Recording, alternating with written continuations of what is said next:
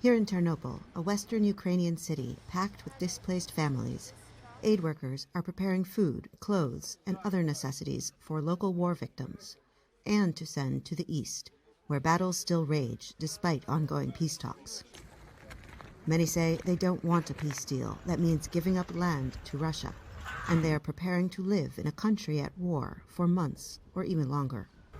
We don't want these peace talks to end in an agreement that would be bad for Ukraine.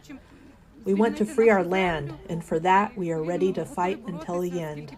Religious leaders in the area echo the popular sentiment, but they worry about the devastating impact the war has already had on Ukrainian fighters and civilians, including millions who have fled their homes. War is about chaos and ruin. In the same way cities get ruined, a person gets destroyed inside. After you come back from the war, you can't be the same person. Major cities in the east now appear abandoned in places, and western cities, like Lviv, are overflowing with displaced people, many separated from their loved ones. My daughter and grandchildren are in Slovakia. My older daughter is in Kyiv. And me and my son-in-law are here, in Lviv.